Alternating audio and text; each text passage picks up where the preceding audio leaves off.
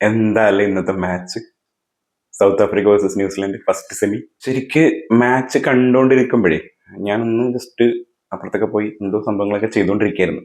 അപ്പം അതിൻ്റെ ഇടയിൽ ഞാൻ മുന്നോട് പറയുന്നുണ്ടടാ, എന്തെങ്കിലും വിക്കറ്റൊക്കെ പോവാണെങ്കിൽ പറയണം.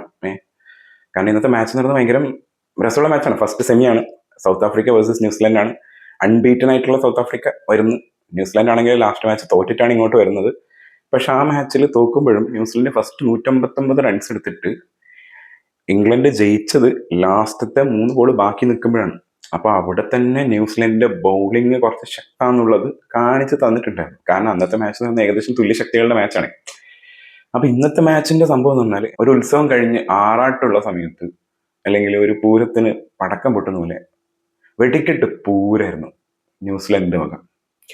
കാരണം സൗത്ത് ആഫ്രിക്കയാണ് ഫസ്റ്റ് ബാറ്റ് ചെയ്തത്. 169 റൺസ്, ഭയങ്കര അടിപൊളി സ്കോറിലെ ഒരു ഡീസന്റ് സ്കോർ. അത് 169 റൺസിൽ 8 വിക്കറ്റ് പോവുകയും ചെയ്തായിരുന്നു. അവിടെ തന്നെ ന്യൂസിലൻഡിന്റെ ബൗളിങ്ങിനെ കുറിച്ച് നമ്മൾ എടുത്തു പറയുന്നുണ്ട്. പ്രത്യേകിച്ച് ലാസ്റ്റ് ഓവർ എറിഞ്ഞ മാറ്റ് ഹെൻറി, ആ ഒരു ഓവറിൽ എന്തോ 4, 5, 6 റൺസ് അങ്ങനെ എന്തോ പോയുള്ളൂ, 2 വിക്കറ്റ്.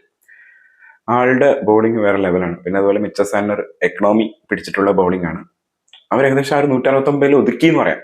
കാരണം ഡീസന്റ് സ്കോറേ ആക്കാൻ പറ്റുള്ളൂ. പ്രത്യേകിച്ച് ബാറ്റിങ്ങിലാണെങ്കിലും സ്റ്റാർട്ടിംഗ് ഒക്കെ ടോപ്പ് ഓർഡറൊക്കെ ഫെയിലായിട്ട് നിൽക്കുന്ന സമയത്ത് മാർക്കോ യാനിസിൽ വന്നാണ് 55 അടിച്ചിട്ട് ആ ഒരു ഡീസന്റ് സ്കോറിലോട്ട് എത്തിച്ചത്.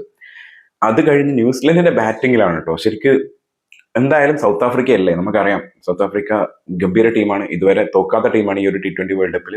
പിന്നെ കഴിഞ്ഞ T20 വേൾഡ് കപ്പിൽ നമുക്കറിയാം 2024 അൺബീറ്റൻ ആയിട്ട് വന്നിട്ട് ഫൈനലിൽ മാത്രമാണ് ഇന്ത്യയോട് തോറ്റത്. അപ്പൊ അതുവരെ അവർ ഗംഭീരമായിട്ട് കളിച്ചിട്ടുണ്ടായിരുന്നു. അപ്പൊ ഇന്നത്തതും നമ്മൾ ആ ഒരു മാച്ചൊക്കെയാണ് പ്രതീക്ഷിക്കുന്നത്. എന്തായാലും ഒരു ഗംഭീര മാച്ച് ആയിരിക്കും. അറ്റ്ലീസ്റ്റ് കുറച്ചു നേരം പിടിച്ചു നിന്ന് എന്താ പറയാ, ഒരു ലാസ്റ്റ് ഓവറൊക്കെ ഒരു ഡ്രാമയൊക്കെ ഉണ്ടാവില്ലേ, ആ ഒരു സിനിമാറ്റിക് മോഡാണ് ഞാൻ എക്സ്പെക്ട് ചെയ്തത്. കാരണം ഇന്നത്തെ മാച്ച് അങ്ങനെയാണ്. കാരണം ന്യൂസിലാൻഡിനെയും ഫുള്ളായിട്ട് നമുക്ക് കുറച്ചിടാൻ പറ്റില്ല. കാരണം ന്യൂസിലാൻഡ് അത്യാവശ്യം നല്ലോണം കളിക്കുന്ന ടീം തന്നെയാണ്. അവർ അത്യാവശ്യം നല്ല ബൗളിംഗ് ടീമാണ്. അപ്പം ആ ഒരു ഇതിൻ്റെ അകത്താണ് ഞാൻ എക്സ്പെക്ട് ചെയ്തത് ഇന്നത്തെ മാച്ച് അങ്ങനെയായിരിക്കും. ചിലപ്പോൾ ലാസ്റ്റ് ഓവറിൽ ഒരു ഇതിലൊക്കെ പോയിട്ട് ചിലപ്പോൾ സൗത്ത് ആഫ്രിക്ക തന്നെ വിൻ ചെയ്യാം. കാരണം ന്യൂസിലാൻഡ് ഓൾറെഡി തോറ്റിട്ടൊക്കെ ഉണ്ടല്ലോ. അങ്ങനെ വിചാരിച്ച മാച്ചിൻ്റെ അകത്തുനിന്ന് മൊത്തത്തിൽ മാറ്റിയിട്ട് ഏകദേശം 43 ബോളേ ബാക്കിയുള്ളൂ. അതായത് 12.5 ഓവറിൽ കളി ജയിച്ച് 169 എന്നുള്ള സ്കോറിന്റെ അകത്ത് 173 എത്തിച്ച്. അത് മാത്രല്ല, എന്താ അടിയാണ് ആ ബാറ്റ്സ്മാൻ അടിച്ചേക്കണേ. എന്തായാലും പേര് ഫിൻ അലൻ. മോനെ, 33 ബോളിൽ സെഞ്ചുറി, 10 4ഉം 8 6. Of, 303 strike rate. മോനെ, എന്താ അടിയാണല്ലേ, എന്താ അടിയാണത്. കാരണം ആള് നിലത്ത് നിർത്തിയില്ല എന്ന് പറയാം. സൗത്ത് ആഫ്രിക്കൻ ബൗളേഴ്സിനെ നിലത്ത് നിർത്താത്ത രീതിയിലുള്ള അടിയായിരുന്നു. പിന്നെ അതുപോലെ തന്നെ കൂട്ടിന് നമ്മളെ സെഫ്രേറ്റ് ഉണ്ടായിരുന്നു 33-55. പക്ഷെ 33-55 എടുത്ത സെഫ്രേറ്റിന്റെ കൂടെ അലൻ എടുത്തത് 33 ബോളിൽ 100ആണ്. അതാണ് വേറെ ലെവൽ. പക്ഷെ എന്ത് പറഞ്ഞാലും ആ ഒരു ചെറിയ ടൈം കൊണ്ട് കളി തീർത്ത് ഓൾമോസ്റ്റ് ഇന്ന് വേഗം എല്ലാവരും ഉറങ്ങിക്കോ, മാച്ചൊക്കെ കണ്ടു കഴിഞ്ഞിട്ട് വേഗം ഉറങ്ങിക്കോ എന്നുള്ളൊരു ഭയങ്കര ഒരു ത്രില്ലിംഗ് സസ്പെൻസ് മാച്ചൊക്കെ പ്രതീക്ഷിച്ച് വന്നിട്ട് ഭയങ്കര ഈസി ആയിട്ട് ന്യൂസിലൻഡ് ജയിക്കുന്ന ഒരു മാച്ച്. 9 വിക്കറ്റിനുള്ള ജയം. അതുകൊണ്ടായിട്ട് 43 ബോൾ ബാക്കി, 12.5 ഓവറിൽ കളി തീർന്നിരിക്കുന്നു. എൻ്റെ അമ്മോ, എന്താ അല്ലേ, ഇതാണ് വേൾഡ് കപ്പ്. അത്ഭുതങ്ങൾ പലതും സംഭവിക്കാം. ചെറിയ ടീമുകൾ വലിയ ടീമുകളെ തളർത്താം. തുല്യശക്തികൾ കളിക്കുന്ന സമയത്ത് ത്രില്ലിംഗ് മാച്ചുകൾ പ്രതീക്ഷിക്കാം. പക്ഷെ ത്രില്ലിംഗ് മാച്ചുകൾ ചില മാച്ചസിൽ ഉണ്ടാവും ചെയ്യാം, ചില മാച്ചസിൽ അതൊന്നും ഇല്ലാതെ ഭയങ്കര ഈസി വിന്നിങ് ഉണ്ടാവാം. ഇനി ഇവരാണല്ലോ ഫൈനലിലോട്ട് കടന്നിരിക്കുന്നത്. നാളെ നമ്മുടെ ഇന്ത്യയുടെ മാച്ചാണ്, ഇന്ത്യ വേഴ്സസ് ഇംഗ്ലണ്ട്. എന്താവും എന്തോ. പക്ഷെ നമ്മൾ നല്ല ഫോമിലാണ്. കാരണം സഞ്ജുവൊക്കെ ഫോമിലോട്ട് വന്നിട്ടുണ്ട്. പിന്നെ നമ്മൾ ഓൾറെഡി മറ്റുള്ള പ്ലേയേഴ്സ് ഫോമിലാണ്. കഴിഞ്ഞ മാച്ചിൽ നോക്കണ്ട, സഞ്ജു ഫോം ആയ സമയത്ത് ബാക്കിയുള്ളവരൊന്നും ഫോം ആയില്ല എന്നേ ഉള്ളൂ. പക്ഷെ ഏതെങ്കിലും ഒരു ഫോം ബാറ്റ്സ്മാൻ മതി നമുക്ക് കളി നല്ല രീതിയിൽ സ്കോർ എത്തിക്കാനും. നമുക്ക് പിന്നെ ബൗളിങ്ങിന്റെ കാര്യത്തിലാണെങ്കിലും അത്യാവശ്യം ഡീസന്റ് ആയിട്ട് ബോളർ ചെയ്യുന്ന ബൗളേഴ്സും ഉണ്ട്. അപ്പൊ നമ്മൾ നാളത്തെ മാച്ച് ഈസി ആയിട്ട് ജയിക്കുന്നു വിചാരിക്കുന്നു. പക്ഷെ അത്ര ഈസി ആയിരിക്കില്ല, ബിക്കോസ് ഇംഗ്ലണ്ടാണ് ഓപ്പോസിറ്റ് ഉള്ളത്. ആ ഒരു കാര്യമുണ്ട്. പക്ഷെ എന്നാലും നമുക്ക് ജയിക്കാൻ പറ്റുമെന്ന് വിചാരിക്കാം. സ്കോർ കാർഡ് നോക്കിയ സമയത്ത് എനിക്കൊരു ചെറിയൊരു ഫണ്ണായിട്ട് തോന്നിയൊരു സംഭവം എന്താ വെച്ചാൽ, 55 റൺസാണ് നമ്മൾ മാർക്കൻസിന് എടുത്തത്. ബോൾ ചെയ്തത് ആകെ 2.5 ഓവേഴ്സ്. അതിൻ്റെ അകത്ത് 53 റണ്ണ് കൊടുത്തിട്ടുണ്ട്.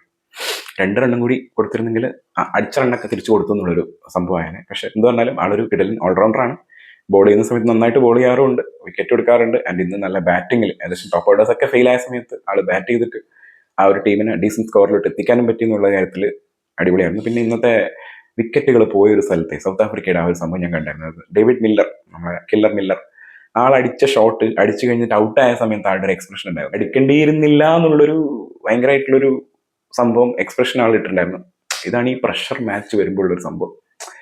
നമ്മൾ ആ സമയത്ത് എന്താ കളിക്കുക എന്നുള്ളത് പറയാൻ പറ്റില്ല. ചില സമയത്ത് അതൊരു ഈസി ഗോയിങ്ങിലോട്ട് പോകാം. പക്ഷെ ചില സമയത്ത് എത്ര വലിയ പ്ലേയേഴ്സ് ആണെങ്കിലും അവർക്ക് പ്രഷർ സിറ്റുവേഷൻ ഹാൻഡിൽ ചെയ്യാൻ പറ്റുമെന്നുള്ള കാര്യത്തിൽ ഭയങ്കര ഒരു അൺപ്രഡിക്റ്റബിൾ ആയിട്ടുള്ള സംഭവമാണ്. അതാണ് ഇന്ന് മില്ലറിൻ്റെ ഒരു വിക്കറ്റ് പോയപ്പോഴും കണ്ടത്.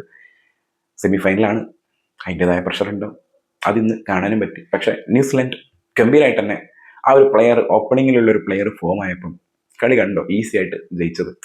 ഇതൊക്കെ തന്നെയാണ് എപ്പോഴും നമ്മൾ പറയുന്നത്, ടോപ്പ് ഓർഡേഴ്സ് ബാറ്റേഴ്സ് ഗംഭീരമായിട്ട് കളിച്ചു കഴിഞ്ഞാൽ നമുക്ക് ഈസി ആയിട്ട് കളി ജയിക്കാം. അതിപ്പം ഫസ്റ്റ് ബാറ്റ് ആയാലും ശരി, സെക്കൻഡ് ബാറ്റ് ആയാലും ശരി. ഫസ്റ്റ് ബാറ്റ് ആകുന്ന സമയം നമുക്ക് നല്ലൊരു ടോട്ടലോട്ട് എത്തിക്കാം, സെക്കൻഡ് ബാറ്റ് ആണെങ്കിൽ ഈസി ആയിട്ട് ചേസ് ചെയ്യാം.